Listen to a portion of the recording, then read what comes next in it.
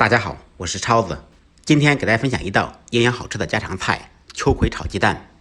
秋葵的营养价值很高，这种蔬菜建议大家常吃。虽然可以直接生吃，但是还是建议大家焯下水。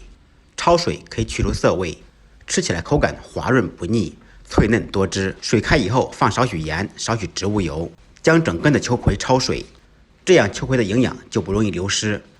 再次开大火烧开锅。开锅以后，在锅中煮1分钟就可以了。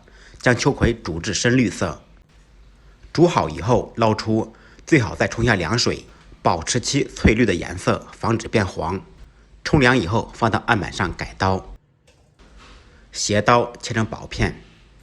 购买秋葵的时候，建议大家用手掐一下，能掐动掰动就可以。很多秋葵都在装嫩，买回家以后太老不能吃。碗中单手打入3个鸡蛋。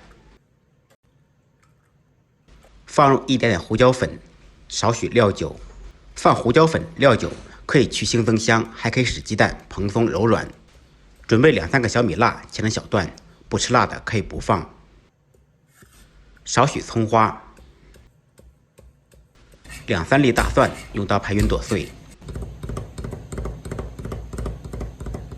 切好以后一同放入碗中。起锅，锅烧热，放入少许油。先用油润面锅的全身，这样炒菜就不会粘锅。油彻底烧热以后，放入打好的蛋液。只要锅润得好，锅够热，粘锅是不存在的。将鸡蛋炒熟，怼成大块，老嫩程度根据个人喜好。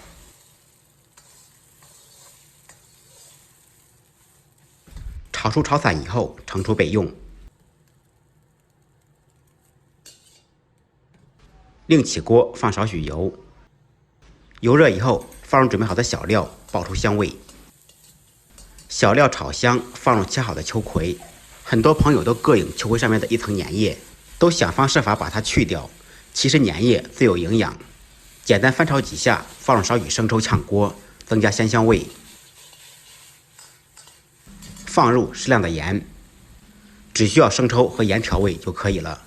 因为鸡蛋比较容易吸味，所以先炒秋葵后放鸡蛋，这些都是一些小经验，做菜的顺序不能变。最后放入炒好控油的鸡蛋，